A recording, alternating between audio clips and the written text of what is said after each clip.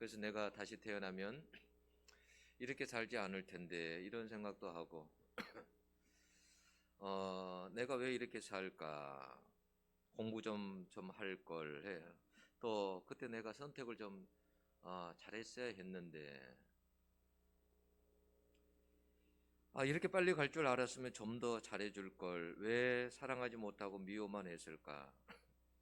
내가 자식들을 좀 더 내가 다시 자식을 낳으면 이렇게 안 키울 텐데 자식을 좀 잘 키울 걸.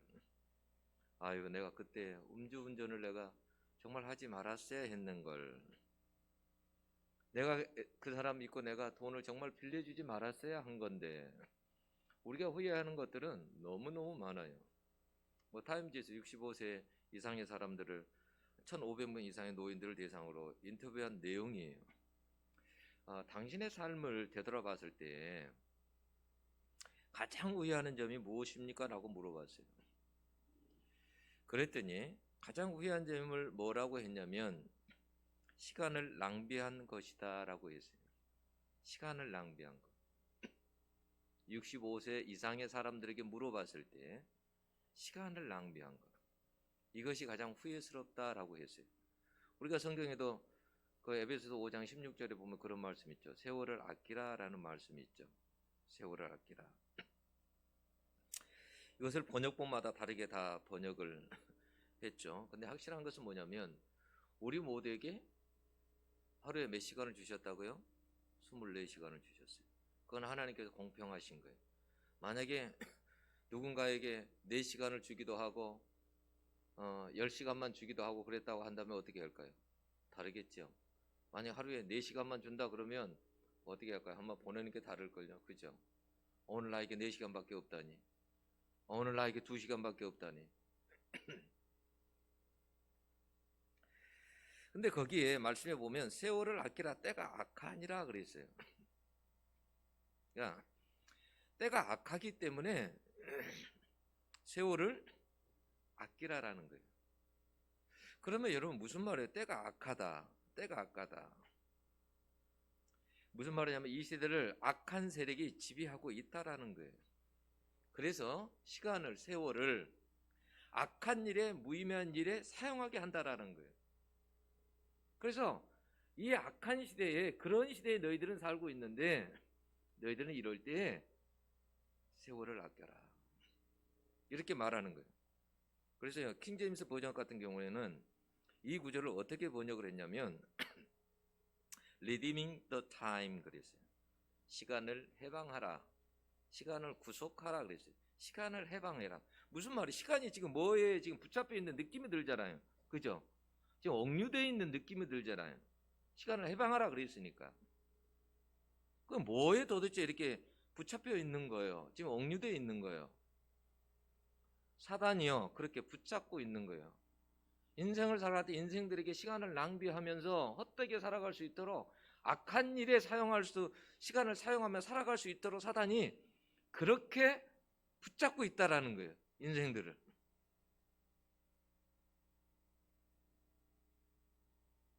그래서 사단은 시간을 사람들에게 낭비하게 만들어요.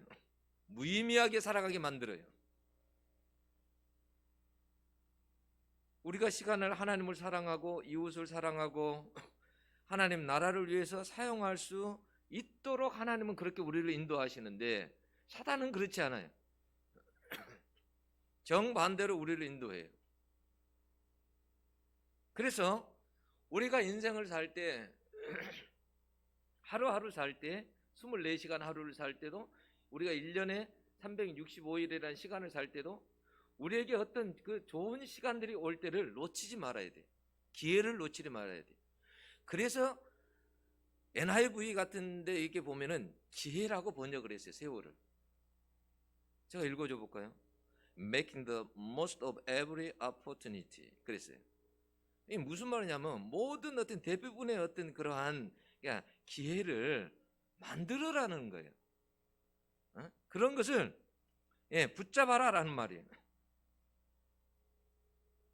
히브리 그 언어에서는 이 세월을 갖다가 유대인들은 시간이 두 가지가 있어요. 크로노스와 그 카이로스라는 시간이 있어요. 크로노스는 뭐냐면 이게 우리가 해년마다 이게 바뀌잖아요, 시간이. 연대기적인 시간을 이야기하는 거예요. 그냥 흘러가는 시간. 근데 카이로스는 어떤 시간을 이야기하냐면 질적인 시간을 이야기하는 거예요. 아주 그 질적인 시간. 그러니까 여기에서 지금 NIV에서는 무슨 말을 하려고 하는 거냐면 우리에게 하루 동안에도 많은 기회들이 있다라는 거예요. 질적인 기회들이 있다라는 거예요. 질적으로 살 수 있는 기회들이 우리에게 많이 있다라는 거예요. 그것을 어떻게 하라고요? 붙잡아라. 지나가게 하지 말고 그 질적인 시간들을 기회들을 너희들은 놓치지 말고 붙잡고 살아라는 거예요. 그러니까 어떻게 해서든지 우리도 그런 질적인 시간들을 만들어야 돼. 그런 기회들을 버리면 안 된다라는 거예요. 여러분, 우리가 하루 동안에도 기도할 수 있는 시간, 질적인 시간이죠. 그죠? 그런 시간들은 어떻게 해서든지 만들어야 돼요? 안 만들어야 돼요? 만들어야 돼요. 자, 우리가 하루 동안에도 하나님과 말씀을 묵상해요. 그 시간은 질적인 시간이에요? 질적인 시간 아니에요? 질적인 시간이에요. 그럼 그런 시간을 어떻게 해야 될까요? 붙잡아야 돼요. 근데 만약에 우리가 다른 시간에 세월을 만약에 시간을 허비해요. 하나님은 원하지 않는, 그렇다고 하면 어떻게 할까요? 그것은 해방시켜야 돼요. 그죠? 그런 시간을 사단이 사용하기를 원하니까 사단이 그걸 붙잡고 있기 때문에 그 속에서 그걸 해방시켜야 돼. 그런 시간에 매여서 살지 않도록, 이 세상에 제약된 삶에 매여서 살지 않도록 해방시켜야 돼.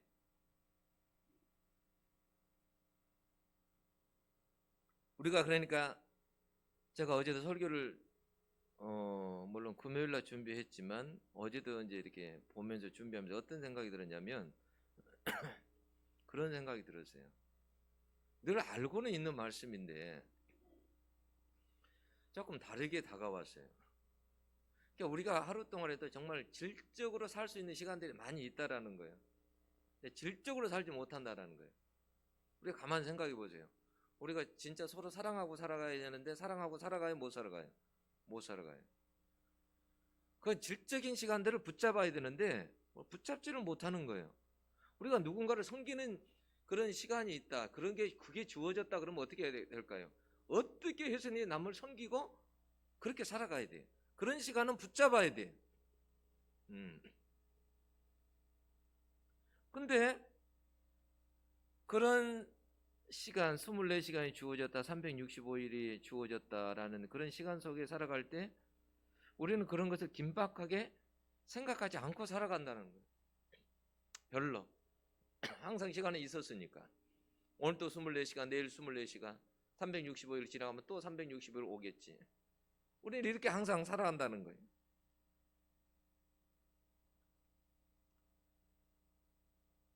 오늘 본문의 29절을 보면 시몬이 그런 고백을 해요. 평안히 눈을 감게 되었습니다.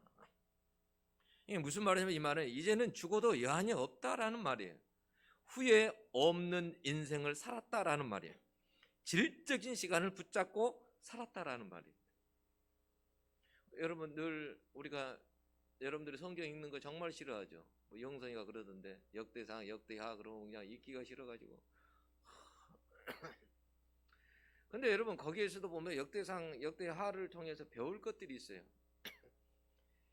이스라엘에 수많은 왕들이 있었지만은 하나님께서 평가할 때는 딱 한두 줄이라니까요. 여러분 길지가 않아요. 우리가 생각할 때는 우리 뭐 인생 스토리를 쓰면은 책 몇 권을 쓸 것 같죠. 근데 하나님께서 인생을 딱 평가할 때는 한두 줄에 불과해요. 이 왕은 악했다, 선했다, 정직했다. 간단해요. 우리가 많은 인생을 살지만 하나님께서 우리를 인생을 딱 평가할 때는 간단해요. 이 사람은요, 시몬에 대해서 성경에 어떻게 기록했냐면 25절에 의롭고 경건한 사람이다 이렇게 표현했어요. 시몬에 대해서 시몬이 인생을 살 때 얼마나 많이 살았겠어요. 근데 시몬을 평가할 때 어떻게 평가를 했냐면 의롭고 경건한 사람이다 이렇게 표현을 했어요. 이 말은 뭐예요? 의롭다라는 말, 이걸 풀어서 설명하면은요, 이 사람은 하나님의 관계 속에서 늘 정직하게 살았다라는 말이에요. 우리가 정직하게 살았다 그러니까 죄를 안 짓고 살았다 이런 생각, 그게 아니에요. 다윗이 정직했다라고 했을 때는 죄를 안 지어서가 아니에요. 여러분 잘못 알면 안 돼요. 여러분 정직했다는 말은 다윗이 하나님 앞에 범죄를 범했을 때는 하나님 앞에 즉각적으로 나가서 하나님 내가 잘못했습니다, 그런 사람이 정직한 거예요. 하나님 앞에 하나님 내가 참 잘난 척하고 살았는데 내가 너무 하나님 앞에 인생을 잘못한 것 같습니다. 이게 정직한 거예요. 내가 하나님 앞에 잘 살아보려고 했지만 하나님 내가 하나님 앞에 알고 봤더니 내가 하나님의 뜻을 더 거스르며 그렇게 살았네요. 하나님 어떻게 하면 좋죠? 그런 사람이 정직한 사람이에요. 근데 시몬을 정직한 사람이라고 그랬어요. 그리고 하나님을 경외한 사람이다.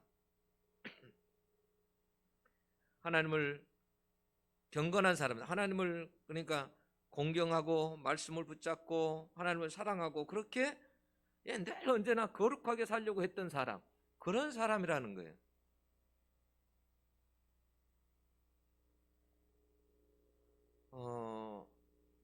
이런 사람이 나중에 고백할 때 하나님 나는 죽어도 여한이 없습니다. 나는 이제 하나님 그렇게 내가 소원하고 기도했던 응답도 받았으니 더 이상 죽어도 저는 여한이 없습니다. 여러분 사도 바울도 그랬죠. 사도 바울이 빌립보서 1장 21절에 보면 내게 죽는 것도 유익함이라 그랬어요. 자기는 죽는 것도 유익하다라는 거예요. 무슨 말일까요? 그러니까 손해볼 일이 없다라는 거예요. 죽음이 와도 손해볼 일이 없다는 거예요. 왜요? 질적인 삶을 살았기 때문에, 오직 예수 그리스도 하나님 나라를 위해 살았기 때문에 자기는 죽어도 여한이 없다라는 거예요. 이게 사도 바울의 고백이에요. 그러니까 그것이 사도 바울에게 있어서 행복이에요. 우리는 행복 그러면 모든 것이 세상적으로 다 갖춰져야 되는 그것이 행복이라고 생각하잖아요. 아니에요. 주님이 행복하다고 했을 때는 그런 행복이 아니에요. 내가 힘들고 어려워도 주님 안에서 기쁘게 살고 즐겁게 살아가고 하나님을 사랑하고 살아갈 수 있다고 한다면 그것이 행복이에요. 누군가 당신에게 물었어요. 당신 행복합니까? 그러면 당신 머릿속에, 여러분들 머릿속에 뭐가 생각이 나요? 세상적인 것이 생각이 나요. 그래서 행복하다고 말 못하는 거예요. 왜 기준이 세상이 돼야 돼? 기준이, 행복하다는 기준이 세상이 아니에요. 세상에 많은 물질을 가졌다고 해서 꼭 행복의 그게 기준이 아니에요. 세상에서 많이 배웠다고 해서 그게 행복의 기준이 아니에요. 그러면 다른 사람들은 다 행복하게 살아갈 수 없는 거네요. 그런 것이 세상의 행복의 기준이 될 수가 없어요. 그렇다고 한데 이 앞주에 제가 이야기한 거죠. 솔로몬. 그러면 세상적으로 솔로몬이 가장 행복해야죠. 그죠? 그래서 솔로몬은 깨달았어요. 하나님 알게 하셨어요. 다 그 모든 것이 헛된 일이다. 행복이 그 안에 있는 것이 아니다. 하나님을 경외하는 데 있는 거다. 이미 알았어요.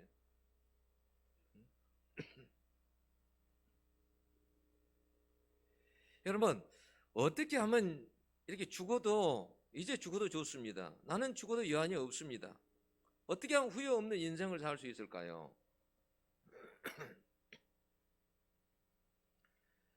물건들을 보면, 슈퍼마켓 같은 데 물건들을 가보면 전부 다 유통기한들이 있어요. 그죠? 유통기한들이 있어요. 몇 년, 몇 월, 며칠. 사람도 유통기한이 있어요. 사람도. 우리가 오래 살 것 같지만 그렇지 않아요. 잠깐 살다가 가는 거예요. 근데 우리는 영원히 살 것처럼 그렇게 우리는 생각하고 살아요. 여러분, 어떤 사람이 후회하지 않느냐면 자기 자신만을 위해서 사는 것이 아니라 정말 하나님을 위해서, 복음을 위해서 살아가는 사람들이 후회하지 않아요. 여러분, 시므온은 자기 자신의 욕구와 유익만을 위해서 살았던 사람이 아니에요. 분명히 말하지만 자기 자신만을 위해서 사는 사람은 반드시 후회하게 됩니다. 만약에 나중에 여러분들이 유통기한이 다 돼가지고 하나님 앞에 갔다고 생각해 보세요. 하나님이 만약에 이렇게 여러분에게 물었어요. 너는 저 세상에서 살았을 때 너는 어떻게 살았느냐? 너는 복음을 위해서 산 일이 있느냐? 너는 나를 위해서 산 일이 있느냐?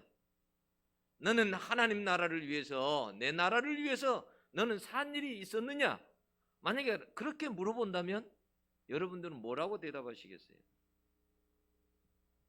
과연 그 앞에서 그렇게 여러분 대답할 수 있겠어요? 내가 주님을 위해 살았습니다. 내가 복음을 위해서 살았습니다. 그것이 일찍 깨닫는 것이 복이에요. 그래서 최춘선 할아버지가 그랬잖아요. 이 김포 일대 모든 땅을 다 자기 땅이라고 했잖아요. 근데 그걸 어떻게 해요? 다 팔아갖고 다 가난한 사람들에게 다 줘버렸어요. 왜요? 그 진리를 깨달았어요, 이분은. 그래서 맨발로 다니면서 지하철에서 복음을 전하는 거예요. 김구 선생하고 같이 활동했던 사람이, 아주 똑똑한 사람이에요. 일본에서 대학 다 나오고.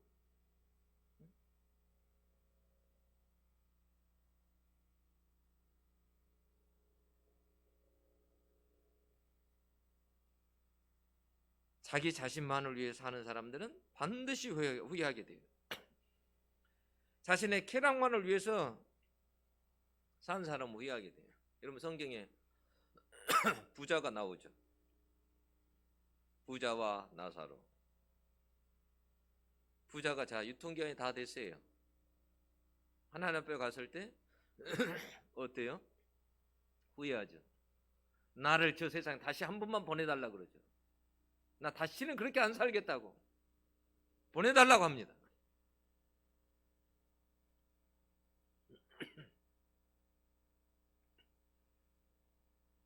죽고 나니까 너무 후회가 되는 거예요. 그래서 자꾸 성경 하나님께서 우리에게 말씀하시는 거예요. 마태복음 6장 33절에 뭐라고 했습니까? 너희는 먼저 그의 나라와 그 의를 구해라. 여러분, 이 말 어려운 말 아니에요. 그의 나라, 하나님을 위해 살라라는 거예요. 복음을 위해서, 예수를 위해서 살라라는 거예요. 그것이 남는 거라는 거예요. 네. 그것이 여러분 인생의 한두 줄 기록할 때 그게 한두 줄 기록되는 것이라는 거예요.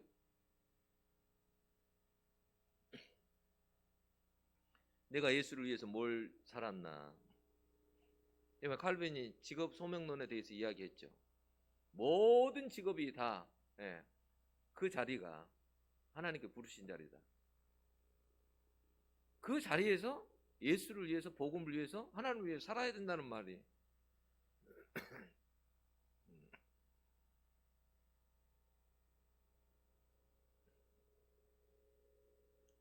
우리가 무엇을 입을까, 먹을까, 마실까, 육체적인 것에 매여서 일생 동안 살지 말라는 말이, 다르게 살라는 말이, 질적인 것을 붙잡고 그 질적인 삶을 위해 살아라는 거예요.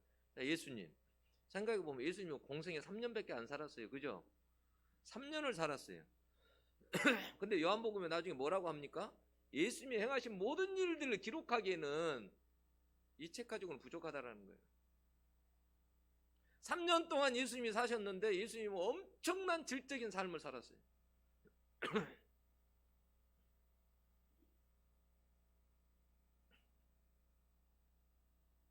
제가 설교를 준비할 때 그런 생각 들었어요.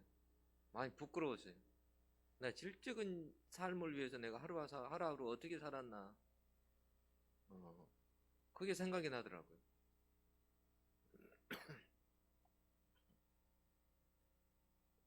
그 낚시터에 가는 사람들은, 물이 흐르는 시냇가에서 고기를 잡는 사람들은 그 물고기를 건져 올릴 때 그 막 기쁨을 느껴요.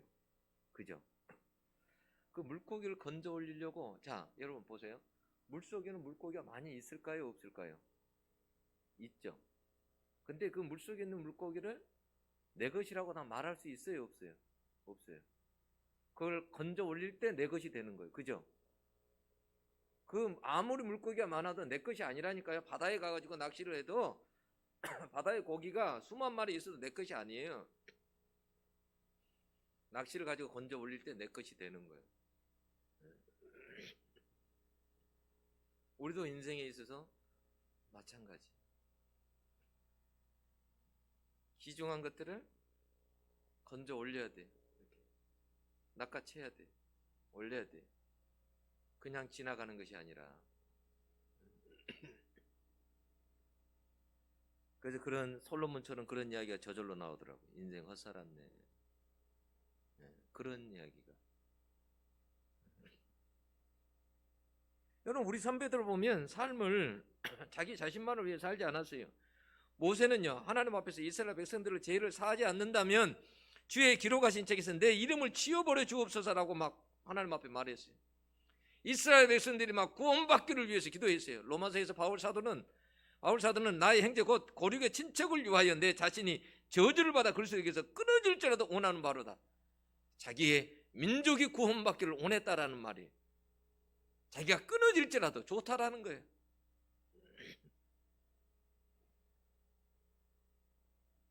자기를 넘어서야 하나님 나라가 보여요. 여러분, 마지막 때에 보면 디모데후서 3장 1절에 4절을 보면 마지막 때에 보면 특징이 뭐냐면 사람들은 자기를 사랑한대요. 자기 자신을 사랑해. 자기 자신밖에 몰라. 두 번째 성경에 보면 돈을 사랑한대. 돈이 제일 가치가 있는 거예요. 돈을 사랑해. 최고의 가치는 우리는 뭐예요? 예수거든요. 하나님이거든요. 근데 위치가 바뀌어져 버려요. 돈에다 최고의 가치를 두고 살아가요. 네. 그리고 사람들은 자긍하고 교만하고 거룩하지도 않는다라고 했어요. 그게 말세의 특징이에요. 마지막 때. 이 말은 사람들이 자기에 갇혀서 자기를 위해서 살고 하나님의 뜻대로 살지 않는다라는 말이에요. 하나님을 위해 살지 않아요. 자기 자신을 위해 살아요. 하나님을 섬긴다고 아니요. 돈을 섬기며 살아요. 교만하고 거룩하지 않고. 그게 마지막 때의 특징이래요. 시므온은 뭐냐면 25절에 이스라엘의 유로를 기다리는 자라 그랬어요. 인생을 이렇게 하나님께 쓸 때 간단하다니까요. 그 사람은 의롭고 경건하다라고 말하고 또 어떻게 말을 해요? 예, 이스라엘의 유로를 기다리는 자라 했어요. 시므온은 다시 말하면 이스라엘이 구원받기를 위해서 일생을 바치며 일심으로 살았던 사람이에요. 이스라엘이 구원받기를 위해서. 그런 사람들이 여러분 자기 자신을 위해 사는 게 아니라 남을 위해 살 때 그게 후회하지 않는 거예요. 그분 제가 성함을 잊어버렸는데 그 뭐 방송에 보면 기독교 방송에 보면 나오시죠. 머리 이렇게 높게 세워가지고 네. 그분이 옛날에 미국에서 얼마나 잘 나갔습니까? 한국 사람인데 미국에 가지고 너무너무 잘 나갔어요. 뭐 가질 거 다 가져보고 뭐 다 누릴 거 다 누려보고. 근데 자기가 예수를 만나고 나서 뭐라고 표현했냐면 자기는 그동안에 인생 산 거지 인생 쓰레기로 살았다고 그러지. 인생 쓰레기로 살았대. 그 말이 맞아요.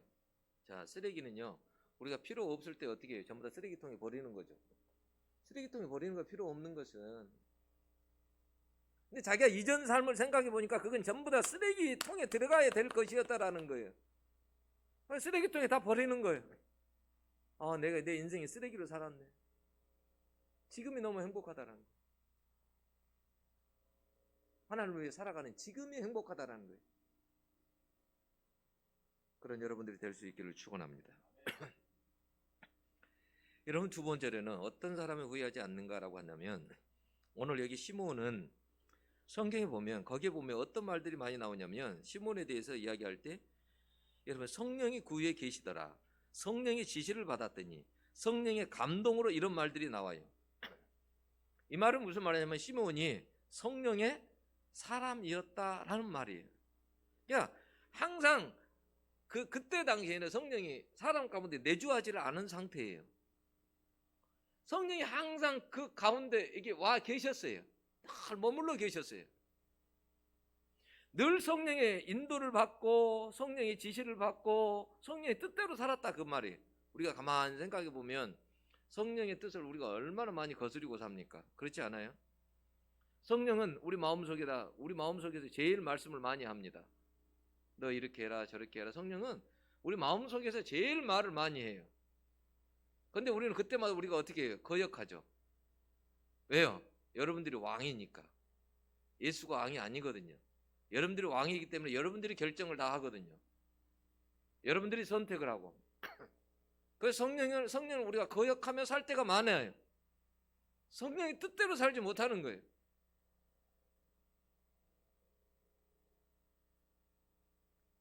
그 영적으로 캄캄한 시대에 시몬은 성령의 사람으로 살았어요. 항상 성령의 인도를 받고 동행하면서 그렇게 살았어요. 성령님과 동행하며 사는 사람은 절대 후회하지 않아요. 어느 날 성령님과 동행하다가 시므온이 무슨 말을 들었어요? 너가 죽기 전에 반드시 그리스도를 보게 될 것이다 라는 그런 음성을 들었어요. 너가 죽기 전에 반드시 그리스도를 보게 될 것이다. 여러분 보통 이렇게 음성 들으면 우리는 어떻게 해요? 우리가 만약에 성령의 어떤 음성을 들었어요.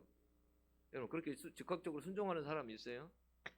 근데 이 사람은 어떻게 해요? 그 음성 듣고 이스라엘에 그래서 그 구원을 기다리면서 기도하게 돼요. 자기 인생을 거기다 바쳐요. 그 음성 듣고. 얼마나 귀한 사람이에요. 우리는 매번 살아갈 때마다 성령의 뜻을 거스르며 살아가죠.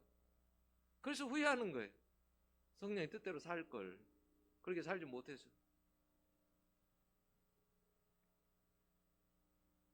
여러분 캄캄할 때 성령의 음성이 들리면 길이 보이고 힘이 생깁니다. 빗나가는 어긋난 삶을 살지 않아요. 어느 날은 성령이 인도하셔서 아기 예수를 만나게 됩니다. 응답을 받은 거예요. 여러분 우리가 생각해 그 많은 사람들 가운데서 그 많은 사람들이 예루살렘에 올라왔는데 어떻게 그 가운데서 그 수많은 아기 중에서 어떻게 아기 예수를 알아봅니까? 성령 인도하시면 아니면 그 알아보지 못한다니까요. 여러분 우리가 이 복잡하고 힘든 세상에서 어떻게 삽니까? 앞이 캄캄한데. 그러나 여러분 성령 인도하시면 사는 줄로 여러분 믿습니다.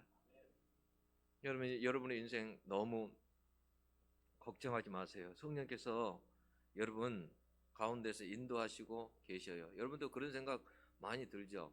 하나님이 과연 계시는가? 이런 생각.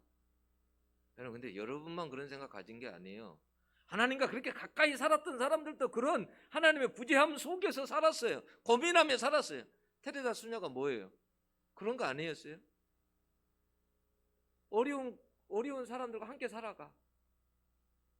근데 그럴 때마다 자기는 기도해. 근데 하나님은 안 계신 것 같아. 그래서 어느 인터뷰에서 그런 말을 했어. 그랬더니 하나님이 사람들이 테레사 수녀가 그렇게 이야기했다 해서 하나님을 믿지 않는다. 그런 말이 아니에요. 사람들은 말 한마디 가지고 완전히 애곡해버려. 전체를 보지 않고 그 부분만 가지고. 그런 말이 아니에요. 그 사람은 정말 하나님을 사랑하고 살았어요. 이렇게. 근데 우리 인생 살아가는 게 만만하지가 않아. 어떨 때 보면 하나님은 없는 것 같아. 여러분들 매일 경험하는 거 아니에요. 테레사 수녀만 경험하는 게 아니라 저도 경험하고 여러분들도 경험하는 거 아니냐는 거예요. 어떨 때 막 낙담이 돼. 내가 이렇게 애롭고 고독할 때 하나님 어디 계시냐 이런 생각도 들고 에이 나도 모르겠다. 하나님이 살아계신다면 이렇게 하나 이런 생각도 들기도 하고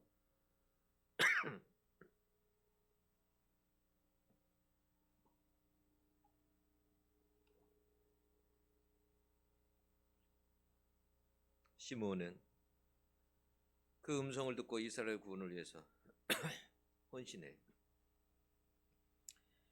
여러분 성령의 음성을 한 번 들으면 생각이 달라지고 인생의 방향이 달라지고 사역의 방향이 달라지고 헌신이 달라집니다. 그냥 바울을 생각해 보세요. 바울이 복음을 어디로 전하러 갈까? 아시아로 갈까? 유럽으로 갈까? 아 그래 아시아로 가야 되겠구나. 내가 아시아에서 그동안 그렇게 복음을 전하고 그랬는데 아시아로 가야 되겠다. 근데 성령이 확 틀어가지고 어디로 가요? 어느 날은 꿈속에서 마게도냐 한 사람이 막 간절히 오라고 손짓합니다. 간절히 오라고 와서 좀 도와달라고. 아 그래서 하나님께서 나를 유럽으로 보내시는구나. 사역의 방향이 완전히 달라져 버립니다. 이건 베드로가요. 성령께서 보여주신 것을 보고 음성을 듣고 완전히 다른 사람 돼버려요. 보자기가 하늘에서 내려와요. 네 귀퉁이가. 그 속에 보니까 모든 이스라엘 백성들을 부정하게 여기는 부정한 짐승들이 다 담겨져 있어요. 근데 하나님께 뭐라 합니까? 잡아먹으라. 저는 먹을 수 없습니다. 저는 어렸을 때부터 저는 율법을 지키고 살아왔습니다. 이 더러운 것들을 저는 먹을 수 없습니다. 내가 더럽다고 하니 하는데 너는 왜 더럽다고 하느냐? 잡아먹으라. 그럴 수 없습니다. 잡아먹으라. 그게 이방인들을 부정하게 여기는 베드로에 대해서 하나님께서 말씀하시는 거예요. 부정하게 여기지 말라고. 그래서 어떻게 베드로가 사람이 달라져 버립니다. 완전히 달라져 버려요. 생각하는 것이 달라져 버리고 모든 것이 달라져 버려요. 자기 생각 속에 갇혀서 살았던 사람이 완전히 달라져 버려요. 우리도 성령의 음성을 들으면 달라져요. 우리가 늘 성령과 함께 그래서 동행하기로 힘써야 돼요. 그런 사람은 인생 살아갈 때 후회하지 않아요. 내 뜻대로 사는 것이 아니라 성령의 음성을 듣고 성령과 동행하려고 그런 기도를 해보세요. 말씀을 한 구절을 읽고도 그 속에서 성령의 음성을 듣고 그리고 하나님과 동행하기를 소원하고 꿈꾸고 만약에 그렇게 살아간다고 한다면 그런 사람은 나중에 여러분 후회하지 않습니다. 여러분 33절에 요셉과 마리아가 시몬에게로부터 어떤 소리를 듣고 얼마나 감격했습니까? 우리가 성령이 하시는 일을 다 여러분 이해할 수 없어요. 그런데 순종하면 하나님의 뜻을 이루고 영광이 되고 찬양과 간증이 됩니다. 여러분 요셉도 그런 사람이에요. 요셉이 여러분 왜 의심과 근심이 왜 없었겠어요? 어느 날 처녀가 자기 애인이 임신했다. 그거 얼마나 당황스러운 일이에요. 그거 어떻게 받아들입니까? 그런데 그걸 순종했더니 영광이 되고 찬양이 되고 감사하게 됩니다. 여러분 우리가 인생 살아갈 때 우리는 어떤 우리가 생각한 영광된 삶만을 막 기대를 해요. 그런데 우리가 인생에 살 때 결국 그렇지 않다라는 거예요. 여러분 더 많은 아픔을 경험하게 됩니다. 더 많은 고통을 경험하게 돼요. 슬픔도 경험하고 아픔도 경험하고 실패도 경험하고 그렇게 살아가요. 우리는 전부 다 우리는 어떤 영광만 생각하고 그것이 하나님의 뜻이라고 생각해요. 아니, 아픔과 고난도 하나님의 뜻일 때가 많아요. 예를 들어 볼까요? 여러분 요한복음 21장 18절에 보면 예수님께서 베드로의 죽음을 예고하셨어요. 그런데 뭐라 하냐? 그 죽음이 영광된 죽음이라고 그래요. 때로는 죽는 것도 영광이라는 거예요. 때로는 고난도 영광이고 예수님 십자가에서 죽으실 때 그 고난도 영광인 거예요. 여러분들이 예수를 위해서 당하는 고난이 있다고 한다면 그것도 영광이라는 거예요. 우리는 그러나 그런 영광 생각하지 않아요. 우리는 아픔이라는 자체가 고난이라는 자체가 싫어요. 그 속에 하나님의 어떤 뜻이 있는가를 우리는 생각하지 않아요. 그래서 하나님께 원망하게 되는 거예요. 하나님과 멀어지기 시작하는 거예요.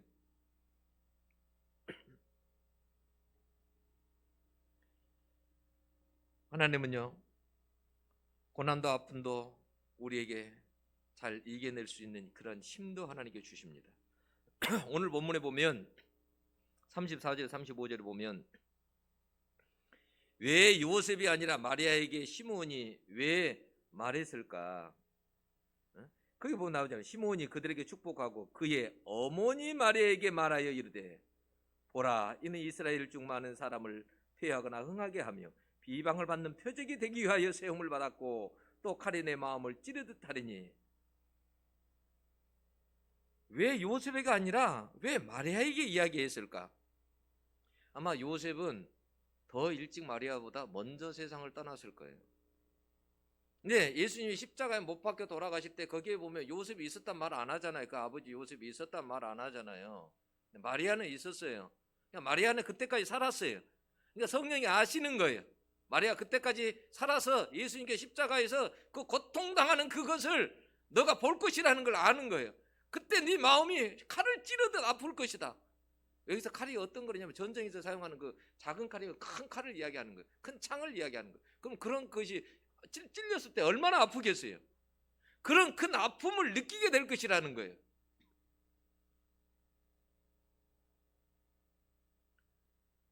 마리아는 그리스도의 어머니라는 영광도 얻었지만 아들 예수님이 십자가에 죽는 그 모습 아픔을 겪어야 했어요.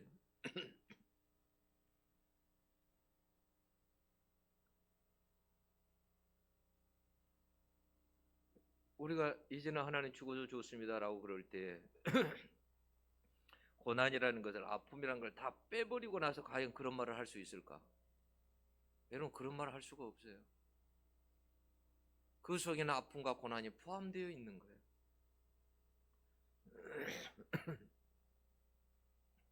여러분, 작은 칼, 그래 찔려도 아픈데 여러분 큰 칼에 찔리고 창에 찔리고 그럴 때 조롱받고 비난받고 온갖 모욕 주님이 다 당하셨습니다.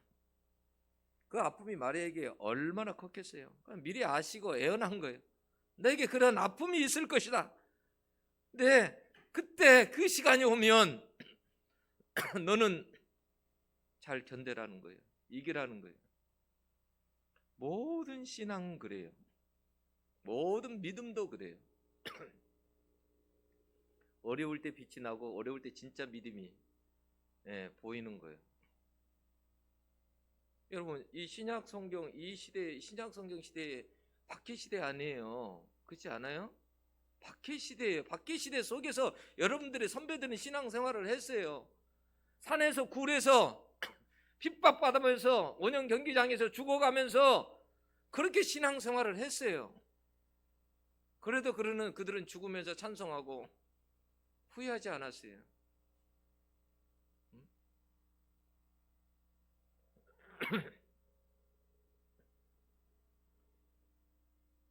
아픔과 고통이 없었던 것이 아니에요. 예수님이 이 땅에 빛으로 영광으로 구원으로 오셨어도 아픔과 고통을 다 경험했어요. 저는 어떨 때 예수님의 일대기를 이렇게 삶을 가만 보면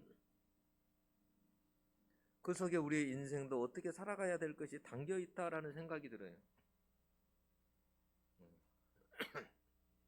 어떻게 살아갈지가 주님 속에 담겨져 있다라는 생각이 들어요. 왜 주님이 이 땅에 오셔서 그렇게 사셨을까? 왜 그렇게 사시다가 33세에 그렇게 주님이 가셨을까? 과연 주님만 그렇게 살다가 가는 것으로 끝나는 것인가? 아니면 이후 세대에게 주님께서 뭔가를 말씀하시려는 그런 의도도 있는 것인가?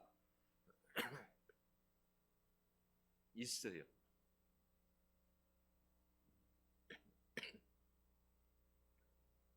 주님은 십자가 위에서 후회하지 않았어요. 주님은 그렇게 말했어요. 다 이루었다.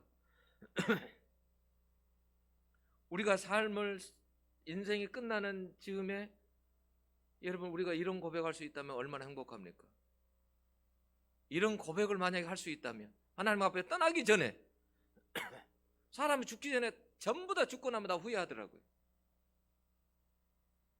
엊그저께 경기도 광주에 있는 어떤 그 고모 댁에 이렇게 갔다 왔어요. 고모부가 이제 돌아가셨잖아요. 근데 참 너무 부부가 이렇게 인꼬처럼 살아왔어요. 다 붙어갖고 그렇게 세상을 살아왔어. 그런 사람들이 근데 더 죽고 나면, 한 사람이 죽고 나면 더 힘들어하더라고. 서로 온순히 뭐니 이렇게 산 사람들은 이거 잘 갔다. 속으로는 그냥 가서 그냥 막 그러는데, 이런 사람들은 막 힘들어해. 너무너무. 왜? 그동안 막 너무 그렇게 가까이 붙어서 살아왔기 때문에. 근데 그런 말 한마디 하더라고요. 예수를 믿었을지 안 믿었을지 모르지만 마지막 그 순간에 기회다 대고 복음을 전했지만, 하나님 나라 가서야 알게 되겠지만, 돌아가시기 전에 예수를 믿었었으면 신앙생활도 하고 그랬으면 얼마나 좋았을까 그러더라고. 그랬으면 얼마나 더 좋았을까. 그러면 후회라는 것이 없겠다라는 거예요. 안 가본 데가 없고 그냥 TV 보다가도 어디 좋은 데가 있다 그러면 그냥 짐 싸고 그냥 다녔다라는 거예요. 좋다고 하는 데가 있으면 어디 먹을 것이 있다 그러면 거기 찾아가고 좋은 것이 있으면 찾아가고 너무 세상을 재밌게 살았어요. 한 사람 죽고 나니까 인생 아무것도 아니에요. 이제 예수밖에 없는 거예요. 여러분들 나중에 남을 때도 그렇다니까요. 남는 거. 여러분들은 이 세상에 살면서 1년이 다 가는데 여러분들 과연 무엇을 건져 올렸으며 앞으로 무엇을 건져 올리며 과연 여러분들은 여러분 살겠냐는 거예요. 우리가 시몬처럼 그렇게 살아야 되지 않겠느냐는 거예요. 네? 시몬처럼. 하나님이 딱 기록할 때 이 사람은 의롭고 경건한 사람이다. 이스라엘의 위로를 기다린 사람이다. 성령의 사람이었다. 우리가 이런 말을 듣고 살아간다면 후회할 일이 없지 않느냐라는 거예요. 여러분, 우리는 패하는 사람으로 망하는 사람으로 하나님께서 우리를 부르지 않았어요. 예수가 이 땅에 왔지만 망하는 사람이 있습니다. 패하는 사람이 있어요. 왜? 복음을 듣지 않냐기 때문에. 그러나 우리를 하나님께서 부를 때는 우리를 흥하게 만들어서 흥하게 우리를 부르셨어요. 잘되게 하려고. 잘되게 하는 일이 뭐예요? 하나님의 뜻을 이루면서 하는 거예요. 시몬은 이제는 죽어도 좋습니다. 이런 고백이 저는 오늘 2020년 12월 마지막 이렇게 가는 이 시점에서 그것이 여러분들의 고백이 되기를 꿈꾸고 기도하는 여러분들이 될 수 있기를 축원합니다. 기도하겠습니다. 하나님 아버지, 오늘 이 말씀 하나님 들었사오니 우리도 하나님 앞에서 이제는 죽어도 좋습니다라는 이러한 순간이 올 수 있도록 우리의 삶을 하나님 붙드시고 인도하여 주시옵소서. 감사합니다. 축복합니다. 예수 그리스도의 이름으로 기도하옵나이다. 아멘. 찬송가 95장 부르시겠습니다.